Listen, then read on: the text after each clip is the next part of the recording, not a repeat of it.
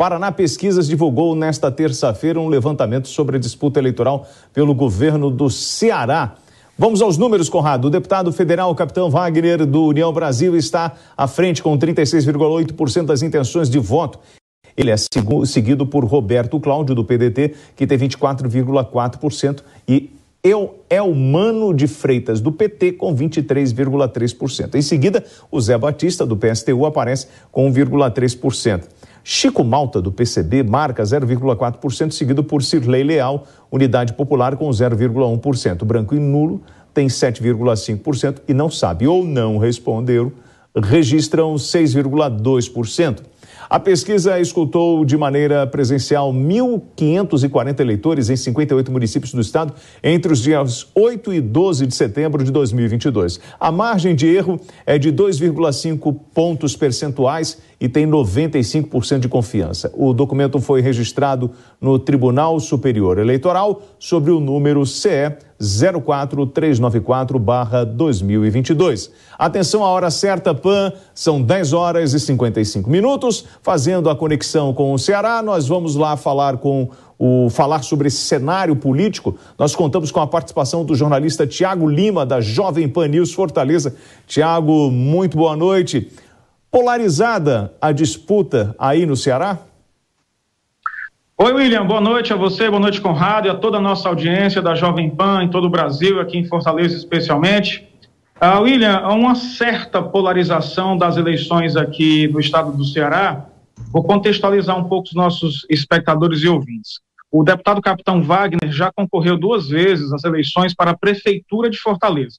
Ele perdeu as 2, mas sempre saindo muito fortalecido das eleições. As 2 derrotas foram para o Roberto Cláudio, que ganhou para prefeito de Fortaleza e hoje concorre ao governo do estado. Havia um grupo político, William, aqui no Ceará, liderado pelos irmãos Cid e Ciro Gomes, que governava o estado desde 2006. Em 2006, Cid Gomes foi eleito governador, depois reeleito e conseguiu eleger Camilo Santana em 2014 como seu sucessor, que ficou por 8 anos. Esse grupo político tinha, até ano passado, a intenção de lançar um nome para o governo do estado. Lembrando que Camilo Santana é do PT, que tinha uma aliança com o PDT dos irmãos Ferreira Gomes. Pois bem, quando Camilo Santana saiu do governo para se candidatar ao Senado, assume Isolda Sela, a sua vice, que era o nome primeiramente colocado para ser o do grupo a concorrer ao governo do estado. Mas aí surge o grande problema e por isso a polarização. O grupo do PDT escolheu Roberto Cláudio, o ex-prefeito de Fortaleza, para ser o candidato e não Isolda Sela. Isso gerou um descontentamento no grupo do PT, que queria Isolda Sela por ter uma proximidade com ela. Boa parte do PT aqui no Ceará não se dá bem com Roberto Cláudio. O PDT escolheu Roberto Cláudio e aí houve um racha do grupo do PT com os irmãos Ferreira Gomes, e aí lançaram a candidatura de Elmano de Freitas, o que tem favorecido o deputado Capitão Wagner, que é candidato há pelo menos 1 ano. Ele lançou a sua candidatura para o governo do estado e obviamente saiu na frente. Ele já tinha um lastro muito grande dos últimos 2 pleitos para prefeito e tem visitado e conquistado apoios mesmo com toda a máquina do governo contra ele. Esse é o cenário de momento. Elmano de Freitas foi lançado, William, há pouco mais de 25 dias e obteve o apoio do PT e até do ex-presidente Lula, que tem feito campanha para ele, e conseguiu angariar uma boa intenção de voto nas pesquisas, chegando aí praticamente empatado com Roberto Cláudio. Mas o deputado Capitão Wagner segue ainda numa liderança com uma certa folga. Esse é o cenário de momento aqui no Ceará. Um PT insatisfeito com os irmãos Ferreira Gomes, Cid e Ciro, e um PDT com Roberto Cláudio ali na disputa pelo 2º lugar para ir para o 2º turno. É mais ou menos esse o cenário aqui no Ceará. Fernando Conrado. O candidato, então, o Capitão Wagner, ele é o representante do Bolsonaro nessa disputa, então, Thiago? Conrado, não exatamente, né? Eu entrevistei o Capitão Wagner recentemente aqui na Jovem Pan e perguntei, deputado, qual a sua relação com o presidente Bolsonaro? O senhor vota nele? O senhor é apoiado ou apoia ele? ele disse que não pode votar no Bolsonaro por uma questão do partido dele, que é a União Brasil, né? Então foi a resposta. Mas, quando o presidente Bolsonaro esteve aqui, o capitão Wagner foi para o Palanque, esteve lá com o presidente, já desde 2018 já tinha uma relação muito próxima. O presidente Bolsonaro, quando se refere ao capitão Wagner, diz assim, vamos eleger o capitão aqui em Brasília e o capitão lá no Ceará. Então, existe uma ligação, mas devido aqui no Ceará uma certa rejeição do presidente Bolsonaro, me parece que a campanha do deputado Wagner prefere, pelo menos, não responder aos questionamentos dos seus adversários quando perguntam qual a relação dele com o presidente. A situação é essa, Conrado. Bom, mas aproveitando, Tiago, o capitão Wagner tem uma história. Ele nasceu aqui em São Paulo, porém serviu aí no Ceará a Polícia Militar, não é isso? Foi vereador, foi policial militar na corporação, depois foi vereador por Fortaleza, deputado estadual de 2011 a 2018 e depois em 2018 ele se elege deputado federal. E tem toda uma história muito em função da atuação dele em cima da área policial. Ele começou a ser famoso, ele começou a ganhar projeção muito em função do trabalho que ele exercia como profissional de polícia? Sim. Em 2010, houve um movimento aqui no Ceará que os policiais reclamavam muito da opressão do governo do estado, governadora Cid Gomes, nessa época, o hoje senador Cid Gomes.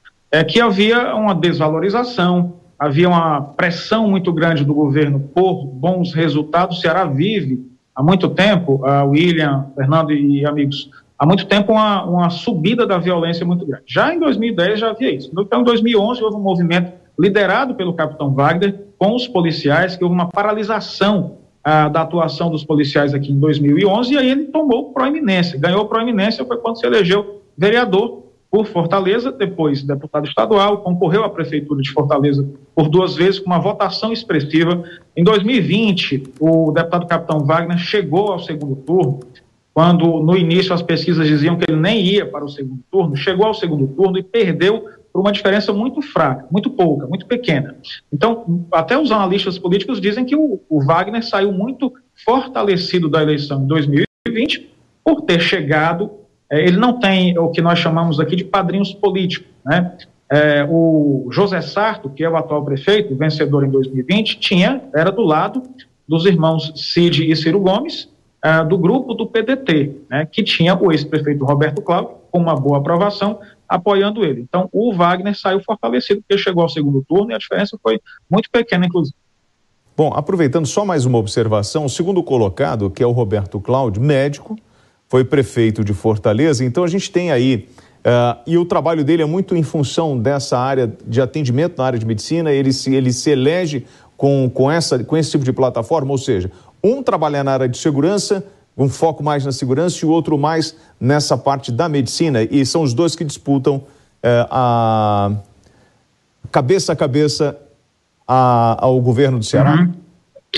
William, eu diria que a disputa hoje é para o segundo lugar. Todas as pesquisas indicam o capitão Wagner com 37%, 36% das intenções de voto.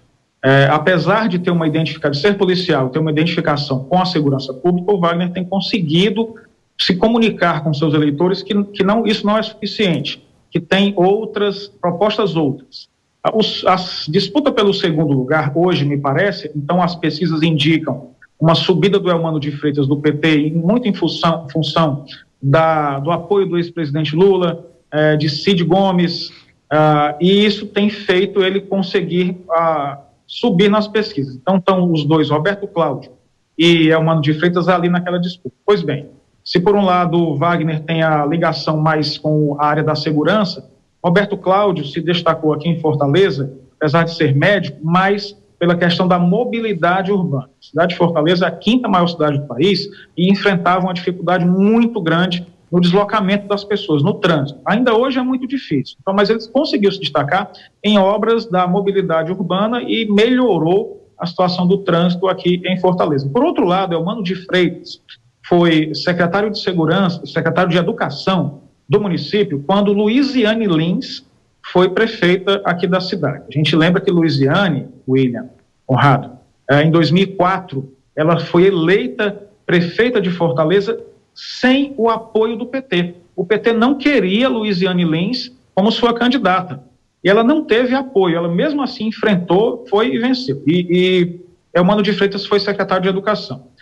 Ele concorreu em 2020 à Prefeitura de Caucaia, cidade da região metropolitana de Fortaleza, e ficou em 4º lugar.